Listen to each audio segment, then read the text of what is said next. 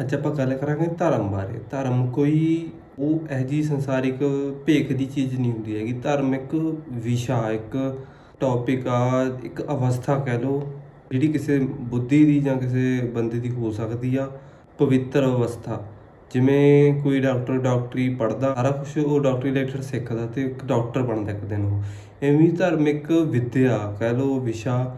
ਇਹ ਇੱਕ ਵੱਖਰੀ ਲੈਂਗੁਏਜ ਆ। ਇਹ ਜਦੋਂ ਬੰਦਾ ਸਿੱਖਦਾ ਅਤੇ ਫਿਰ ਇਹਦੇ ਵਿੱਚ ਮਹਾਰਤ ਹਾਸਲ ਕਰਦਾ ਤਾਂ ਉਹਨੂੰ ਇੱਕ ਨਵੇਂ ਐਕਸਪੀਰੀਅੰਸ, ਨਵੀਂ ਦੁਨੀਆ ਦਾ ਪਤਾ ਲੱਗਦਾ। ਇਹ ਕੋਈ ਸਰੀਰਕ ਭੇਖ ਧਾਰਨ ਕਰਨਾ, ਕਿਸੇ ਵੀ ਜਿਹੜੇ ਸੋ ਕਾਲਡ ਸੰਸਾਰਿਕ ਧਰਮ ਨੇ, ਉਹ ਇੱਕ ਭੇਖ 'ਤੇ ਨਿਰਭਰ ਨੇ ਵੀ। ਇਹ ਕੋਈ ਉਹਨਾਂ ਦੀਆਂ ਰਿਸਟ੍ਰਿਕਸ਼ਨਸ ਹੁੰਦੀਆਂ ਨੇ, ਜ਼ਿੰਦਗੀ ਜਿਉਣ ਦੇ ਤਰੀਕੇ ਹੁੰਦੇ ਨੇ ਵੀ, ਜਾਂ ਕੋਈ ਵੱਖਰੀ ਰੀਤੀ ਰਿਵਾਜ, ਰਿਚੁਅਲ, ਸਰੀਰਕ ਪਹਿਰਾਵੇ, ਇਹਨਾਂ ਨੂੰ ਕਰਮਕਾਂਡ ਕਹਿ ਲਓ, ਜਾਂ ਇਹਨਾਂ ਨੂੰ ਧਰਮ ਮੰਨਿਆ ਜਾਂਦਾ ਆਪਣੇ ਸਮਾਜ ਦੇ ਵਿੱਚ, ਜਾਂ ਜੋ ਵੀ ਮੈਂ ਸਿੱਖਿਆ ਜਾਂ ਆਪਾਂ ਸਿੱਖਦੇ ਹਾਂ। ਪਰ ਅਸਲ 'ਚ ਇਹ ਧਰਮ ਨਹੀਂ ਹੁੰਦਾ। ਇਹ ਸੰਸਾਰਿਕ ਗੱਲਾਂ ਬਣਾਈਆਂ ਹੋਈਆਂ ਨੇ, ਪੈਸਾ ਬਣਾਉਣ ਦੀਆਂ ਦੁਕਾਨਾਂ, ਪੈਸਾ ਲੁੱਟਣ ਲਈ। ਕਿਉਂਕਿ ਜੇ ਲੋਕਾਂ ਨੂੰ ਇਹਨਾਂ ਗੱਲਾਂ 'ਤੇ ਨਾ ਲਾਇਆ ਜਾਵੇ ਤਾਂ ਉਹ ਜਿਹੜੇ ਧਰਮ ਦੇ ਪ੍ਰਚਾਰਕ ਨੇ ਉਹਨਾਂ ਤੋਂ ਅਸਲੀ ਧਰਮ ਬਾਰੇ ਪੁੱਛਣਗੇ। ਹੁਣ ਕਈ ਧਰਮਾਂ 'ਚ ਇਹ ਵੀ ਵਹਿਮ ਪਾਇਆ ਗਿਆ ਵੀ ਮਾਸ ਨਹੀਂ ਖਾਣਾ, ਜਾਂ ਹੁਣ ਜੇ ਇਹਨਾਂ ਵਹਿਮਾਂ ਭਰਮਾਂ ਦੇ ਵਿੱਚ ਨਾ ਪਾਇਆ ਜਾਵੇ ਲੋਕਾਂ ਨੂੰ, ਤਾਂ ਫਿਰ ਲੋਕ ਪ੍ਰਚਾਰਕਾਂ ਨੂੰ ਧਰਮ ਬਾਰੇ ਪੁੱਛਣਗੇ, ਅਸਲੀ ਧਰਮ ਬਾਰੇ, ਵੀ ਉਹ ਅਸਲੀ ਧਰਮ ਹੈ ਕੀ। ਪਰ ਖੁਦ ਪ੍ਰਚਾਰਕਾਂ ਨੂੰ ਇਹ ਗੱਲਾਂ ਦਾ ਨਾ ਪਤਾ ਹੋਣ ਕਰਕੇ ਇਹ ਵਹਿਮ ਭਰਮ ਪਾਏ ਜਾਂਦੇ ਆ, ਭਰਮ ਫੈਲਾਏ ਜਾਂਦੇ ਆ ਜਾਣ ਬੁੱਝ ਕੇ, ਤਾਂ ਕਿ ਲੋਕ ਇਹਨਾਂ ਵਹਿਮਾਂ ਭਰਮਾਂ 'ਚ ਉਲਝੇ ਰਹਿਣ ਅਤੇ ਅਸਲੀ ਮੁੱਦੇ 'ਤੇ ਨਾ ਆਉਣ। ਜਿਵੇਂ ਹੁਣ ਮੇਰਾ ਜਨਮ, ਜਿਵੇਂ ਕਹਿ ਲਓ ਸਮਾਜ ਦੇ ਵਿੱਚ ਅਸੀਂ ਆਪਣੇ ਆਪ ਨੂੰ ਸਿੱਖ ਕਹਿੰਦੇ ਹਾਂ, ਪਰ ਅਸਲ 'ਚ ਸਿੱਖ ਕੋਈ ਧਰਮ ਨਾ, ਕੋਈ ਕੌਮ ਆ ਵੱਖਰੀ, ਨਾ ਕੋਈ ਧਰਮ ਆ, ਇੱਕ ਮੱਤ ਆ। ਇਹਦੇ ਵਿੱਚ ਮਤਲਬ ਜੇ ਕਿਸੇ ਬੰਦੇ ਨੇ ਦਾੜ੍ਹੀ ਰੱਖੀ ਆ ਜਾਂ ਕੇਸ ਰੱਖੇ ਨੇ ਅਤੇ ਪੱਗ ਬੰਨ੍ਹਦਾ ਉਹ, ਜਾਂ ਗਾਤਰਾ ਪਾਇਆ, ਅੰਮ੍ਰਿਤ ਛਕਿਆ, ਤਾਂ ਇੰਨਾ ਕੁਛ ਕਰਨ ਨਾਲ ਸਿੱਖ ਨਹੀਂ ਹੋ ਜਾਂਦਾ। ਸਿੱਖ ਉਹ ਹੁੰਦਾ ਜਿਹੜਾ ਸਤਿਗੁਰ ਦੀ ਸਿੱਖਿਆ ਲੈਂਦਾ। ਸਤਿਗੁਰ ਕੀ ਆ? ਜਿਹੜਾ ਜਦੋਂ ਆਪਾਂ ਵਿਚਾਰ ਕਰਦੇ ਹਾਂ, ਗੁਰਬਾਣੀ ਵਿਚਾਰਦੇ ਹਾਂ, ਜਾਂ ਦੁਨੀਆ ਜੋ ਅਸਲੀਅਤ ਨੂੰ ਆਪਾਂ ਜਾਣਨ ਦੀ ਕੋਸ਼ਿਸ਼ ਕਰਦੇ ਹਾਂ, ਜਦੋਂ ਫਿਰ ਆਪਾਂ ਨੂੰ ਦੁਨੀਆ ਦੀ ਜਿਹੜੀ ਦਿੱਤੀ ਮੱਤ ਆ ਉਹ ਦੁਰਮਤ ਆ, ਉਹਦੇ ਵਿੱਚੋਂ ਨਿਕਲ ਕੇ ਅਸਲੀਅਤ ਵੱਲ ਜਾਣ ਦਾ ਮੌਕਾ ਮਿਲਦਾ। ਜਦੋਂ ਆਪਾਂ ਵਿਚਾਰ ਕਰਦੇ ਹਾਂ, ਆਪਣੇ ਆਪ ਨੂੰ ਖੋਜਦੇ ਹਾਂ, ਉਹ ਗੁਰਮਤ ਹੁੰਦੀ ਆ। ਇਹ ਸਾਰੀ ਤਕਨੀਕ, ਇਹ ਵਿਧੀ ਨੂੰ ਸਤਿਗੁਰ ਕਹਿੰਦੇ ਨੇ। ਗੁਰ ਹੁੰਦਾ ਤਰੀਕਾ, ਨੁਕਤਾ ਕਿਸੇ ਗੱਲ ਨੂੰ ਪਾਉਣ ਦਾ, ਜਾਂ ਕਿਸੇ ਚੀਜ਼ ਨੂੰ ਸਿੱਖਣ ਦਾ ਤਰੀਕਾ ਗੁਰ। ਇਵੇਂ ਜਿਹੜਾ ਸੱਚ ਨੂੰ ਪ੍ਰਾਪਤ ਕਰਨ ਦਾ ਗੁਰ ਆ, ਉਹ ਸਤਿਗੁਰ ਆ। ਵਿਚਾਰ ਹੀ ਸਤਿਗੁਰ ਆ ਸਿੱਖੀ ਦਾ, ਜਾਂ ਗੁਰਮਤ ਦਾ, ਗੁਰਮਤ ਹਾਸਲ ਕਰਨ ਦਾ। ਜਿਹੜੀ ਇਸ ਵਿਚਾਰ ਤੋਂ ਮੱਤ ਪ੍ਰਾਪਤ ਹੁੰਦੀ ਆ, ਉਹਨੂੰ ਗੁਰਮਤ ਕਹਿੰਦੇ ਨੇ। ਇਹ ਆਪਣੇ ਆਪ 'ਚ ਤੱਤ ਗਿਆਨ ਹੁੰਦਾ। ਜਿਹੜਾ ਇਹ ਗੁਰਮਤ ਨੂੰ ਹਾਸਲ ਕਰਦਾ ਉਹ ਸਿੱਖ ਆ, ਸਤਿਗੁਰ ਦੀ ਸਿੱਖਿਆ ਹਾਸਲ ਕਰਦਾ ਉਹ ਸਿੱਖ ਆ, ਨਾ ਕਿ ਕੋਈ ਪਹਿਰਾਵਾ, ਸਰੀਰਕ ਭੇਖ। ਸਿੱਖੀ ਦਾ ਸਰੀਰਕ ਭੇਖ ਨਾਲ ਕੋਈ ਸੰਬੰਧ ਹੀ ਨਹੀਂ ਹੈਗਾ। ਸਰੀਰਕ ਭੇਖ ਕੋਈ ਵੀ ਹੋਵੇ, ਚਾਹੇ ਉਹ ਹੋਵੇ ਇਸਲਾਮ ਮਤ ਦਾ ਜਾਂ ਹਿੰਦੂ ਮਤ ਦਾ, ਕੋਈ ਫਰਕ ਨਹੀਂ ਪੈਂਦਾ ਹੈਗਾ। ਜੜ ਕੀ ਆ, ਉਹਦੇ ਕੋਲ ਸਤਿਗੁਰ ਦੀ ਸਿੱਖਿਆ ਹੋਊਗੀ ਤਾਂ ਉਹ ਸਿੱਖ ਆ। ਇਹ ਕੋਈ ਸਪੈਸ਼ਲ ਧਰਮ ਨਹੀਂ ਹੈਗਾ। ਇਹ ਹਰ ਇੱਕ ਦੇ ਵਿੱਚ ਉਹ ਸੱਚੀ ਸਿੱਖਿਆ ਪੈਦਾ ਹੋਣ ਦਾ ਇੱਕ ਉਹ ਅਵਸਥਾ ਦਾ ਨਾਮ ਆ। ਕਿਸੇ ਦਾੜ੍ਹੀ ਰੱਖੀ ਵਾਲੇ ਦੇ ਜਾਂ ਕੇਸ ਰੱਖੇ ਵਾਲੇ ਦੇ, ਜਿਹੜਾ ਆਪਣੇ ਨਾਂ ਦੇ ਵਿੱਚ ਸਿੰਘ ਲਾਉਂਦਾ ਅਤੇ ਆਪਣੇ ਆਪ ਨੂੰ ਸਿੱਖ ਕਹਿੰਦਾ, ਉਹਦੇ ਘਰੇ ਜੰਮਿਆ ਕੋਈ ਵੀ ਬੱਚਾ ਜੰਮਦਾ ਹੀ ਸਿੱਖ ਨਹੀਂ ਹੁੰਦਾ ਹੈਗਾ। ਇਹ ਜਿਹੜੇ ਆਪਣੇ ਨੇ ਰੀਤੀ ਰਿਵਾਜ ਪਾ ਲਏ, ਜਿਹੜੇ ਆਪਾਂ ਆਪਣੇ ਨਾਂ ਪਿੱਛੇ ਜੰਮਦਿਆਂ ਪਿੱਛੇ ਸਿੰਘ ਲਾ ਲੈਂਦੇ ਹਾਂ, ਇਹ ਗੱਲਾਂ ਨੇ ਹੀ ਸਾਨੂੰ ਬਰਬਾਦ ਕੀਤਾ। ਕਿਉਂਕਿ ਜਿਹੜਾ ਜੰਮਦਾ ਹੀ ਸਿੰਘ ਜਾਂ ਸਿੱਖ ਆ, ਉਹਨੇ ਕੀ ਸਿੱਖੀ ਹਾਸਲ ਕਰਨੀ ਆ? ਸਿੱਖੀ ਬਹੁਤ ਵੱਡੀ, ਜਾਂ ਸਿੰਘ ਨਾਮ ਪਿੱਛੇ ਲਾਉਣਾ ਬਹੁਤ ਵੱਡੀ ਗੱਲ ਆ, ਬਹੁਤ ਮੁਸ਼ਕਿਲ ਗੱਲ ਆ, ਜਿਹਨੂੰ ਪ੍ਰਾਪਤ ਕਰਨਾ ਬਹੁਤ ਔਖਾ। ਕਿਉਂਕਿ ਇਹ ਸੰਸਾਰੀ ਕਰਨੀ ਪੈਂਦੀ ਆ। ਇਹ ਸੰਸਾਰ ਦੇ ਜੋ ਵੀ ਕੁਛ ਸਿੱਖ ਰਹੇ ਹਾਂ ਆਪਾਂ ਸੰਸਾਰ ਤੋਂ, ਅਤੇ ਜੋ ਵੀ ਕੁਛ ਸਿੱਖਿਆ ਉਹ ਸਭ ਕੁਛ 'ਤੇ ਉਲਟ ਨਵੀਂ ਚੀਜ਼ ਸਿੱਖਣੀ ਪੈਣੀ ਆ, ਅਤੇ ਉਸ ਦੇ ਆਧਾਰ 'ਤੇ ਹੀ ਸਾਨੂੰ ਚੱਲਣਾ ਪੈਣਾ। ਆਪਣੀ ਜ਼ਿੰਦਗੀ ਜਿਉਣ ਦੇ ਤਰੀਕੇ ਨੂੰ ਬਣਾਉਣਾ ਪੈਣਾ ਸਤਿਗੁਰ ਦੀ ਸਿੱਖਿਆ ਅਨੁਸਾਰ ਹੀ। ਪੜ੍ਹਨਾ ਸਿੱਖਣਾ ਅਲੱਗ ਚੀਜ਼ ਆ, ਪਰ ਉਹਨੂੰ ਅਸਲੀ ਪ੍ਰੈਕਟੀਕਲ ਲਾਈਫ ਦੇ ਵਿੱਚ ਇੰਪਲੀਮੈਂਟ ਕਰਨਾ, ਉਹਨੂੰ ਲਾਗੂ ਕਰਨਾ, ਉਹ ਅਲੱਗ ਚੀਜ਼ ਆ। ਜਦੋਂ ਆਪਾਂ ਸਾਰਾ ਕੁਝ ਪੜ੍ਹ ਲਿਖ ਕੇ ਜਦੋਂ ਆਪਾਂ ਉਹ ਲਾਗੂ ਕਰਦੇ ਹਾਂ, ਫਿਰ ਅਸਲੀ ਸਿੱਖ ਬਣਦਾ। ਤੇ ਇਹ ਬਹੁਤ ਮੁਸ਼ਕਲ ਗੱਲ ਆ, ਬਹੁਤ ਕਠਿਨ ਆ ਇਹ ਰਾਹ। ਇਹ ਤਾਂ ਵਾਰ-ਵਾਰ ਕਿਹਾ ਗਿਆ ਗੁਰਬਾਣੀ ਵਿੱਚ।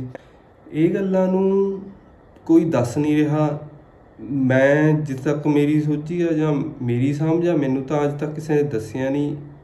ਇਹ ਤਾਂ ਆਪਣੇ ਆਪ ਹੀ ਸਿੱਖਣੀਆਂ ਪੈਂਦੀਆਂ ਨੇ, ਆਪਣੇ ਆਪ ਹੀ ਲੱਭਣੀਆਂ ਖੋਜਣੀਆਂ ਪੈਂਦੀਆਂ ਨੇ। ਗ੍ਰੰਥਾਂ ਨੂੰ ਪੜ੍ਹ ਕੇ ਗੁਰਬਾਣੀ ਦੇ ਵਿੱਚ ਹੀ ਸਾਰਾ ਕੁਛ ਹੈ। ਗੁਰਬਾਣੀ ਸੰਪੂਰਨ ਗੁਰੂ ਆ, ਅਸਲ 'ਚ ਗੁਰਬਾਣੀ ਗੁਰੂ ਆ। ਆਪਾਂ ਕਹਿੰਦੇ ਤਾਂ ਗੁਰਬਾਣੀ ਗੁਰੂ ਆ, ਪਰ ਗੁਰਬਾਣੀ ਦੀ ਮੰਨਦੇ ਨਹੀਂ ਹੈਗੇ, ਨਾ ਉਹਨੂੰ ਚੱਜ ਨਾਲ ਉਹਦੀ ਸੁਣਦੇ ਆ। ਮੱਥਾ ਟੇਕ ਕੇ ਕਹਿੰਦੇ ਆ ਜੀ ਸਾਡਾ ਫਰਜ਼ ਪੂਰਾ ਹੋ ਗਿਆ, ਜਾਂ ਅਖੰਡ ਪਾਠ ਕਰਾ ਲਏ। ਇਹ ਤਾਂ ਇੱਕ ਰੀਤੀ ਰਿਵਾਜ ਬਣ ਗਏ। ਉਹੀ ਪੰਡਤ ਵਾਲੇ ਦੁਕਾਨਦਾਰੀ ਵੀ ਸਮਾਜਿਕ ਰੀਤੀ ਰਿਵਾਜਾਂ ਦੇ ਵਿੱਚ ਧਰਮ ਨੂੰ ਵਾੜਤਾ। ਆਨੰਦ ਕਾਰਜ ਹੋ ਗਏ, ਮਰਗ ਦੇ ਭੋਗ ਪੈ ਗਏ, ਅਖੰਡ ਪਾਠ ਖੁਸ਼ੀ ਦੇ ਗਮੀ ਦੇ, ਬਸ ਉਹੀ ਦੁਕਾਨਦਾਰੀ ਸ਼ੁਰੂ ਹੋ ਗਈ। ਬਟ ਜੋ ਮਕਸਦ ਸੀਗਾ, ਜਿਹੜੇ ਮਕਸਦ ਲਈ ਗੁਰਬਾਣੀ ਲਿਖੀ ਗਈ ਸੀਗੀ, ਉਹ ਪੂਰਾ ਨਹੀਂ ਹੋ ਰਿਹਾ। ਸ਼ਾਇਦ ਹੁਣ ਹੋਊਗਾ, ਹੌਲੀ ਹੌਲੀ ਲੋਕਾਂ ਨੂੰ ਸਮਝ ਆ ਰਹੀ ਆ। ਜਿਵੇਂ ਕਹਿੰਦੇ ਨੇ, ਅਸਲੀਅਤ ਸਾਰਿਆਂ ਦੇ ਸਾਹਮਣੇ ਆ ਰਹੀ ਆ, ਕਿਉਂਕਿ ਪੜ੍ਹੇ ਲਿਖੇ ਲੋਕ ਸਿੱਖਣ ਲਈ ਗੁਰਬਾਣੀ ਨੂੰ ਪੜ੍ਹਨ ਦੀ ਇੱਛਾ ਰੱਖੂਗਾ ਜਾਂ ਪੜ੍ਹੂਗਾ, ਉਹਨੂੰ ਸੱਚ ਪਤਾ ਲੱਗੂਗਾ। ਇਹ ਡੈਫੀਨੇਟ ਗੱਲ ਆ, ਕਿਉਂਕਿ ਗੁਰਬਾਣੀ ਵਿੱਚ ਲਿਖਿਆ ਹੋਇਆ ਘਾਲ ਨਹੀਂ ਭੰਨਦਾ ਹੈਗਾ। ਘਾਲ ਮਤਲਬ ਜੋ ਘਾਲ ਕਮਾਈ ਜਾਂ ਆਪਾਂ ਮਿਹਨਤ ਕਰਦੇ ਹਾਂ, ਉਹਦਾ ਮੁੱਲ ਮੋੜਦਾ ਹੀ ਮੋੜਦਾ। ਇਹ ਉਹਦਾ ਗੁਣ ਆ। ਬਹੁਤ ਵਾਰ ਆਇਆ ਹੈ ਗੁਰਬਾਣੀ 'ਚ, ਸ਼ਾਇਦ ਕਿਸੇ ਨੇ ਅੱਜ ਤੱਕ ਧਿਆਨ ਨਾ ਦਿੱਤਾ ਹੋਵੇ। ਜਿਹੜਾ ਮਿਹਨਤ ਨਾਲ ਕੁਝ ਖੁੱਜਣ ਦੇ ਨਜ਼ਰੀਏ ਨਾਲ, ਜਾਂ ਕੋਈ ਵੀ ਸੰਸਾਰਿਕ ਸਾਡੀ ਕੋਈ ਡਿਮਾਂਡ ਆ ਜਾਂ ਇੱਛਾ ਪ੍ਰਾਪਤੀ, ਸੰਸਾਰਿਕ ਵਿਸ਼, ਉਹਨੂੰ ਪੂਰਾ ਕਰਨ ਦੇ ਲਾਲਚ 'ਚ ਜਦੋਂ ਆਪਾਂ ਕੋਈ ਮੱਥਾ ਟੇਕਦੇ ਹਾਂ ਜਾਂ ਅਖੰਡ ਪਾਠ ਕਰਾਉਂਦੇ ਹਾਂ, ਉਹ ਪੂਰਾ ਕਦੇ ਨਹੀਂ ਹੋਊਗਾ। ਉਹ ਕਿਸਮਤ ਦੇ ਨਾਲ ਜਾਂ ਭਾਣੇ ਦੇ ਵਿੱਚ ਹੀ ਮਿਲਦਾ, ਉਹ ਮੱਥਾ ਟੇਕਣ ਨਾਲ ਨਹੀਂ ਮਿਲਦਾ। ਗੁਰਬਾਣੀ ਨੂੰ ਜਦੋਂ ਆਪਾਂ ਉਹ ਸਾਰੇ ਲਾਲਚ, ਸਾਰੀਆਂ ਡਿਮਾਂਡਾਂ ਨੂੰ ਭੁੱਲ ਕੇ ਜਦੋਂ ਖੋਜਣ ਦੇ ਮਕਸਦ ਨਾਲ ਪੜ੍ਹਾਂਗੇ, ਕੁਛ ਹਾਸਲ ਕਰਨ ਦੇ ਵੀ, ਇਹ ਤੋਂ ਕੁਛ ਸਿੱਖਣਾ, ਜਦੋਂ ਉਸ ਤਰ੍ਹਾਂ ਦੀ ਮਨਸ਼ਾ ਨੂੰ ਮਨ ਵਿੱਚ ਰੱਖ ਕੇ ਜਦੋਂ ਗੁਰਬਾਣੀ ਨੂੰ ਪੜ੍ਹਾਂਗੇ, ਫਿਰ ਹੀ ਸਾਨੂੰ ਅਸਲੀਅਤ ਹਾਸਲ ਹੋਊਗੀ। ਗੁਰਬਾਣੀ ਦੇ ਅਸਲੀ ਅਰਥ ਸਮਝ ਆਉਣੇ ਨੇ। ਉਹ ਗੁਰੂ ਨੇ ਆਪਣੇ ਆਪ ਹੀ ਸਾਡੇ ਸਾਹਮਣੇ ਰੱਖ ਦੇਣੇ ਆ। ਇਹ ਮੇਰੀ ਪ੍ਰਤਿਆਈ ਹੋਈ ਗੱਲ ਆ। ਗੁਰੂ ਬਾਂਹ ਫੜਦਾ, ਫਿਰ ਜਿਹੜਾ ਪਿਆਸਾ ਹੁੰਦਾ ਉਹਦੇ ਕੋਲ ਗੁਰੂ ਆਪ ਲੈ ਕੇ ਆਉਂਦਾ ਮੱਤ ਨੂੰ। ਗੁਰਬਾਣੀ ਨੂੰ ਸੱਚ ਕਰਕੇ ਮੰਨਣਾ ਪੈਣਾ, ਪਰ ਉਹਦੇ ਲਈ ਇਹ ਸਿੱਖਾਂ ਨੂੰ ਉਪਦੇਸ਼ ਆ ਵੀ ਗੁਰਬਾਣੀ ਨੂੰ ਸੱਚ ਕਰਕੇ ਮੰਨੋ, ਸਿੱਖੋ, ਕਰਤੇ ਆਪ ਮੁੱਖੋ ਕਢਾਈ। ਇਹ ਜਿਹੜਾ ਮੁੱਖ ਕਢਾਇਆ ਹੋਇਆ, ਜਿਹੜਾ ਦੁਨੀਆ ਦਾ ਕਰਤਾ ਧਰਤਾ, ਜਿਹੜਾ ਸਾਰਿਆਂ ਨੂੰ ਚਲਾ ਰਿਹਾ, ਜਿਹਨੂੰ ਆਪਾਂ ਕਹਿੰਦੇ ਆ, ਜਦੋਂ ਉਹਦੀ ਗੱਲ ਨੂੰ ਨਹੀਂ ਮੰਨਦੇ, ਉਹਦੇ ਆਪਣੇ ਉਪਦੇਸ਼ ਨੂੰ ਨਹੀਂ ਮੰਨਦੇ, ਫਿਰ ਆਪਾਂ ਆਪਣੇ ਆਪ ਨੂੰ ਕੀ ਸਮਝਦੇ ਹਾਂ? ਸੰਸਾਰਿਕ ਧਰਮ ਫੈਲਾ ਰਹੇ ਨੇ ਜਾਂ ਪ੍ਰਚਾਰ ਕਰ ਰਹੇ ਨੇ, ਉਹ ਇੱਕ ਕਿਸਮ ਦਾ ਆਪਣੇ ਆਪ ਨੂੰ ਹੀ ਧੋਖਾ ਦੇ ਰਹੇ ਨੇ ਅਤੇ ਦੂਜਿਆਂ ਨੂੰ ਮੂਰਖ ਬਣਾ ਰਹੇ ਨੇ। ਇਹ ਸਾਰਾ ਕੁਛ ਛੱਡ ਕੇ ਉਹਨਾਂ ਨੂੰ ਅਸਲੀਅਤ ਬਾਰੇ ਦੱਸਣਾ ਚਾਹੀਦਾ। ਸ਼ਾਇਦ ਉਹਨਾਂ ਨੂੰ ਆਪ ਨੂੰ ਇਹ ਨਹੀਂ ਪਤਾ ਅਸਲੀਅਤ ਦਾ, ਤਾਂ ਫਿਰ ਉਹ ਕੀ ਦੱਸਣਗੇ। ਇੱਥੇ ਮੈਂ ਇੱਕ ਗੱਲ ਹੋਰ ਖੋਲ੍ਹਣੀ ਚਾਹੁੰਦਾ ਵੀ ਜਿਹੜੀ ਸੰਸਾਰਿਕ ਸਿੱਖਿਆ, ਇਹ ਦੁਰਮਤ ਆ। ਇਹ ਬਹੁਤ ਭੈੜੀ ਅਤੇ ਬਹੁਤ ਵੱਡੀ ਭਿਆਨਕ ਬਿਮਾਰੀ ਆ, ਜਿਸ ਦਾ ਕਿਸੇ ਨੂੰ ਨਹੀਂ ਪਤਾ ਵੀ ਸਾਨੂੰ ਇਹ ਬਿਮਾਰੀ ਆ।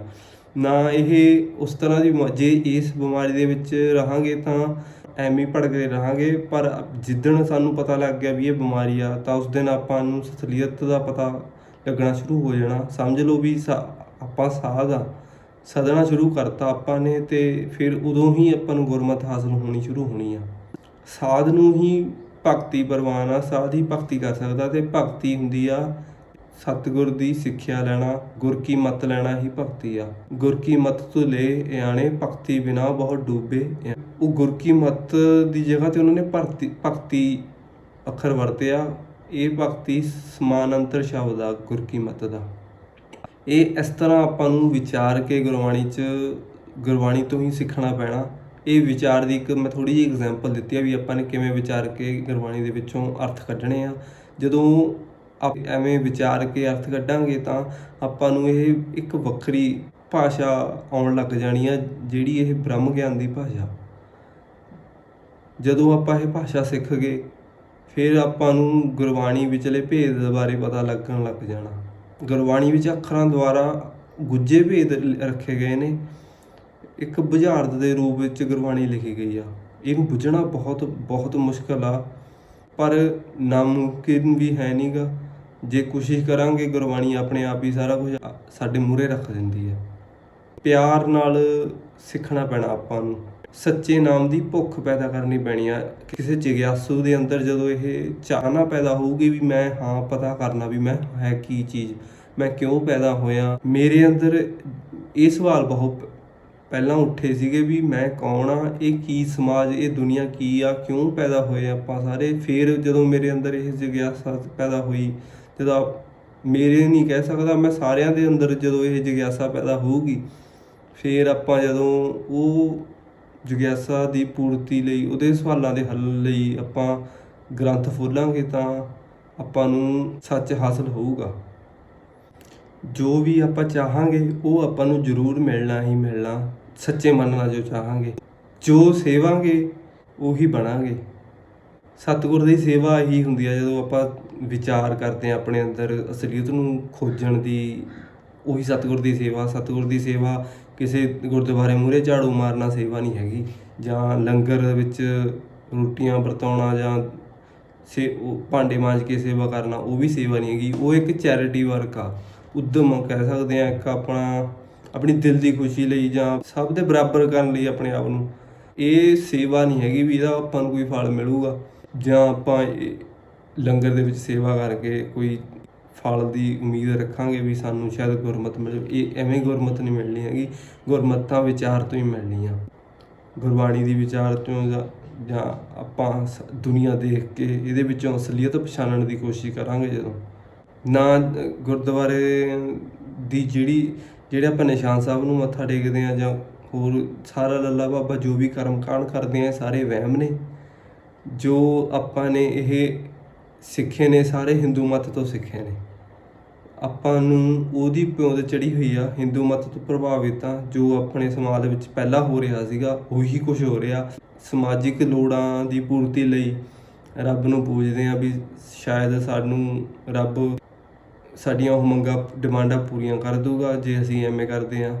ਇੱਕ ਆਪਣੇ ਆਪ ਨੂੰ ਸੰਤੁਸ਼ਟੀ ਲਈ ਆਪਾਂ ਇੱਕ ਧਰਮ ਨੂੰ ਫੋਲੋ ਕਰਦੇ ਹਾਂ, ਜਾਂ ਲੋਕ ਦਿਖਾਵੇ ਲਈ ਦੂਜੇ ਨੂੰ ਵੀ ਵੀ ਇਹ ਬਹੁਤ ਧਾਰਮਿਕ ਆ, ਜਾਂ ਫਿਰ ਆਪਣੀ ਵਡਿਆਈ ਲਈ ਵੀ ਧਾਰਮਿਕ ਹੋਣ ਨਾਲ ਸਾਨੂੰ ਕੋਈ ਮੁਕਾਮ ਹਾਸਲ ਹੋ ਜਾਊਗਾ, ਅਸੀਂ ਕਿਸੇ ਗਰੁੱਪ ਦੇ ਪ੍ਰਧਾਨ ਬਣ ਜਾਵਾਂਗੇ। ਇਹਨਾਂ ਗੱਲਾਂ ਕਰਕੇ ਹੀ ਆਪਾਂ ਧਰਮ ਦੇ ਖੇਤਰ ਵਿੱਚ ਆਉਂਦੇ ਹਾਂ ਜਾਂ ਧਾਰਮਿਕ ਬਣਦੇ ਹਾਂ।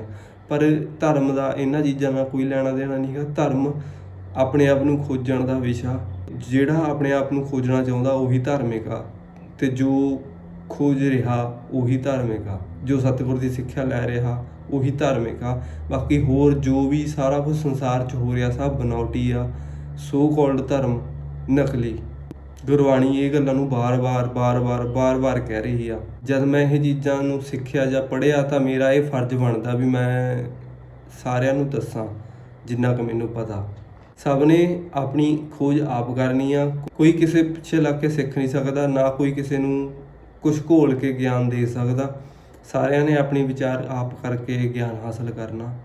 ਇਹ ਘਨੇਰੀ ਦਾਤ ਆਪਸ 'ਤੇ ਜੋ ਪਾਈਏ, ਇਹ ਇੱਕ ਅਜਿਹੀ ਦਾਤ ਆ ਗੁਰਮਤਿ ਜੋ ਆਪਣੇ ਆਪ ਤੋਂ ਹੀ ਮਿਲਦੀ ਆ, ਕੋਈ ਕਿਸੇ ਨੂੰ ਦੇ ਨਹੀਂ ਸਕਦਾ।